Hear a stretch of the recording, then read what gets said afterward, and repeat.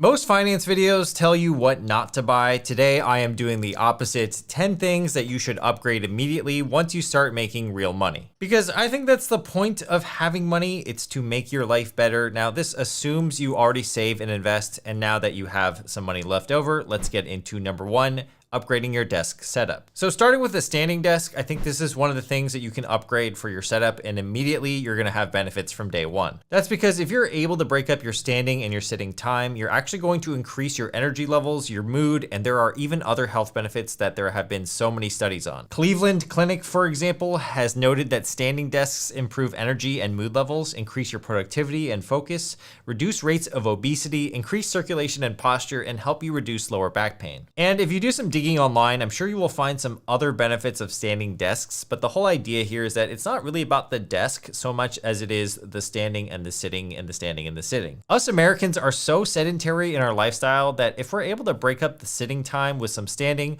or perhaps some pacing or walking around, it's going to be a lot better for our health and our productivity. Another upgrade of my desk setup that I found really useful is having a second monitor. This just allows me to be more productive because then I can put, let's say, research on one screen and then have my work on the other. Or perhaps I can have all my messaging apps and music apps on one screen and not clutter the main workspace that I'm working on. I'm literally always so surprised to discover when some of my friends work from home, they literally look like little shrimp hunched over their laptop, and the ergonomics of their setup is so bad that it just hurts my posture and back looking at them. If they just bought one external monitor or just upgraded their desk chair, it could really improve the quality of their work and their back itself. And these days, I think that external monitors aren't even that expensive, and you can even get an ergonomic desk chair for pretty cheap. Other items in your desk setup that you could upgrade are your keyboard or perhaps your noise canceling headphones. All right, that's enough about desks. Let's talk about the second item that you should spend some money on, and those are experiences. When you get some disposable income, I think something nice to spend money on are new experiences or fulfilling experiences that you can spend with other people that you like. In fact, I would upgrade the amount of money you spend on experiences first before you upgrade any material items that you have, but that's just me. According to the University of Texas, spending on experiences versus possessions advances more immediate happiness, and they state in this article that, quote, experiences also provoke more satisfaction even though people typically spend more time using their material possessions. The researchers said that a possible explanation is the endurance of experiences in people's memories, while the perceived value of material goods weakens over time. So that's really interesting, right? The researchers are stating that even if you use a material possession for a long period of time,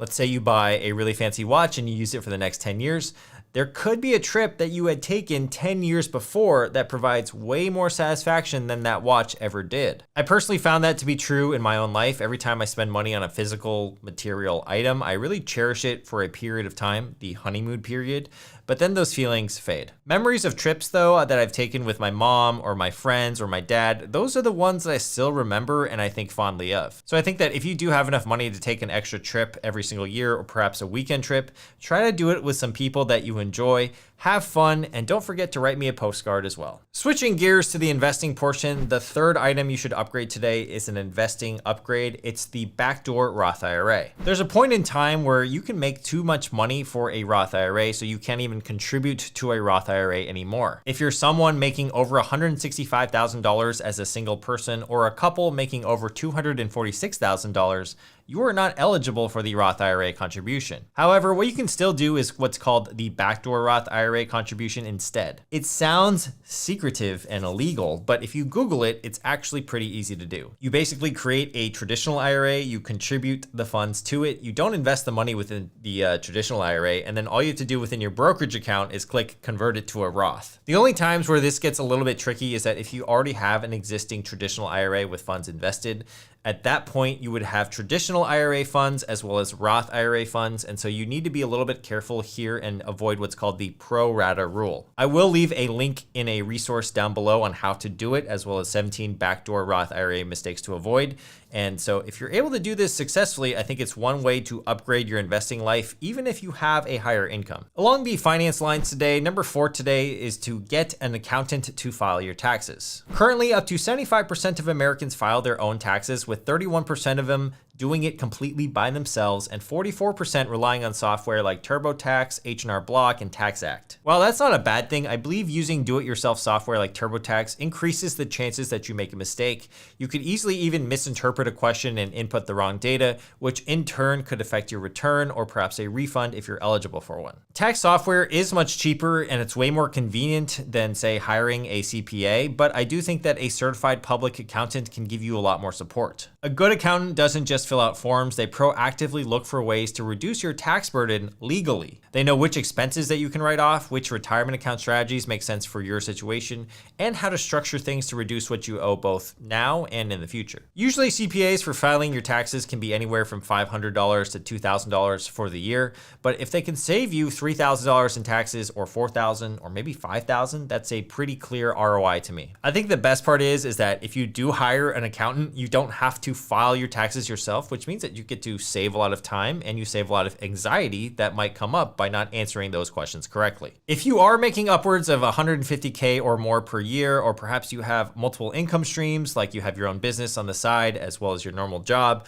or you have more complexity to your taxes than just filing a W-2, I would probably start to consider looking at a CPA just as a starting point. The fifth thing you should upgrade when you start to make more money is quality food. So when you don't have that much money, you're usually buying the cheapest food available because it fits a purpose to get full and not be hungry. Cheap food is really good for building wealth and paying off debt because food is one of the biggest expenses that everyone incurs in their lifetime, and I think it's an expense that we have our direct control over. That's why if you ever watch a Dave Ramsey episode, he's always asking the person on the other line what their expenses are, and usually if that person spends too much money on food, or if that person is just in a lot of credit card debt, he will tell that person immediately to start eating beans and rice. And that serves the purpose of rotating all of that person's discretionary income to paying off debt or doing something more responsible. However, once you do have some wealth and disposable income, I think it's worth upgrading the quality of your food. The health benefits of quality food will compound over time, so higher quality food usually means that it has more nutrients, less processed ingredients, and it's overall better for you in the long term. Eating quality food will also improve your productivity and mental clarity because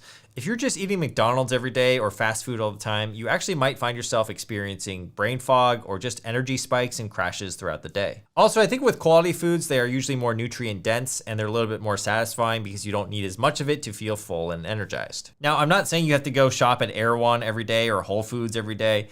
Nothing like that. I think you just don't need to buy the cheapest thing at the grocery store anymore once you have some money. You want to find some higher quality options for the foods that you eat very often. And if you go to a Michelin star restaurant, please invite me. All right, that was a bad joke, but okay. The goal isn't to be wasteful with your dollars when it comes to food. It's just to recognize that if you can afford it, the quality of what you eat directly impacts the quality of your life and your work. So I would look to upgrade that. Now, speaking of quality, the next upgrade is quality time, and that means spending money on convenience, and that is item number 6 today. Because when you have some disposable income, convenience and services are actually a category that can make your life easier, or you can buy back your time. One example of a service could be a food delivery app. I know that's kind of a controversial topic, and some people are going to view it as a waste of money, but sometimes people want food delivery because they know that their time is valuable. I've personally used DoorDash or Uber Eats before because I just don't want to spend an hour cooking for just myself. And if I can save that hour and then work on something else that can make me more money than the fee of the delivery, I think that's pretty reasonable. Another service might be like wash and fold laundry. There are lots of wash and fold places across different cities and suburbs, and I've even used this service before when I didn't have laundry in my building. I used to drop off a load of laundry at a wash and fold place once a week. It cost me about $25 a week, but in turn, I was able to get my laundry back the next day. It came back all washed and folded, hence the name Wash and Fold.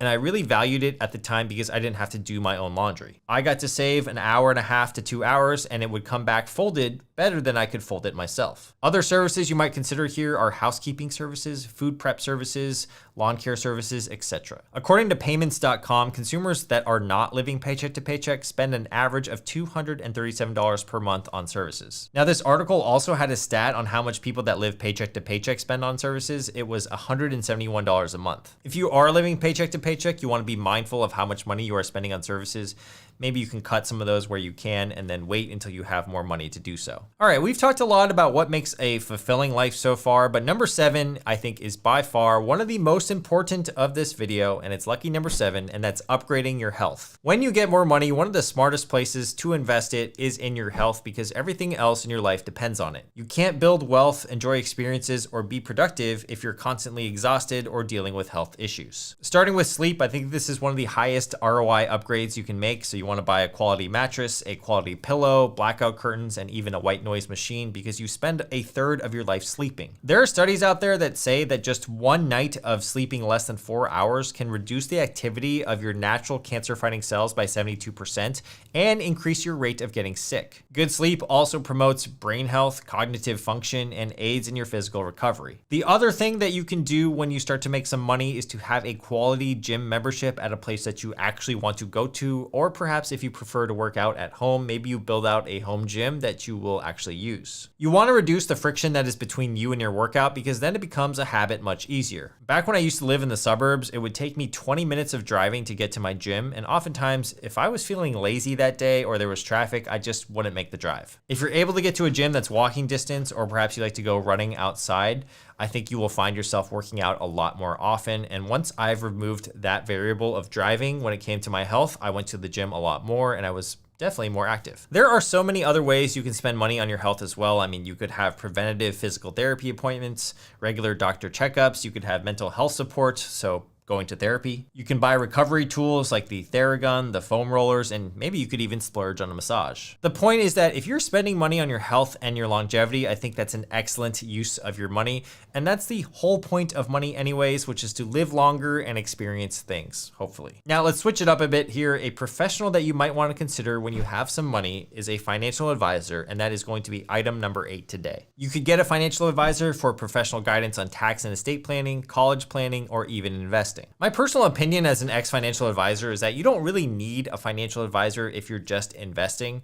They typically kind of just put you in a standardized product like an ETF that will match the market. However, they can act as a behavioral coach and prevent you from destroying your wealth through emotional decisions. A good advisor will keep you from chasing hot stocks, constantly tinkering with your portfolio, and also panic selling. Sometimes you need that professional third party to look at your situation, especially when emotions are running high or perhaps the market is down 10%, just to tell you to be reasonable. Also, financial advisors can help you with your major life decisions like getting married, having a baby, or perhaps inheriting money. I guess they can't really help you have the baby or get married, but what I'm trying to say is that they can help you with the finances of understanding how those life situations will impact you. The key to finding the right type of advisor, I would look for someone who's a flat fee only fiduciary advisor. That's someone who is legally required to act in your best interest and charges a flat fee. There are commission-based advisors, that's actually most of the industry, and they make money selling you products, and those are the ones that you generally need to avoid. They will usually charge you a percentage of your assets under management, and that never made sense to me. It's like if you get more money, you now pay more of a fee. So I would look for someone that's a flat fee. Honestly, if your financial situation is really straightforward, like all you're doing is saving and investing in index funds with no major complexities, you probably don't need a financial advisor yet. All right, item number 9 today is that once you do get more money, I think that you can upgrade your educational level because that will in turn transform your value in the job market. You don't have to go back and get another 4-year degree or 2-year degree, but what you can do is focus on certifications, trainings, and education that directly increase how much money you make. For example, professional certifications like getting a CPA, CFA, or PMP can immediately make you more valuable within your industry. You could also get a technical training, so whether that's a coding boot camp or maybe you take a data analytics course or a digital marketing course, whatever technical skill is within your industry that can also increase your earning potential really quickly, I would look into that. I really like the idea that, let's say you get a technical training and it costs you $3,000.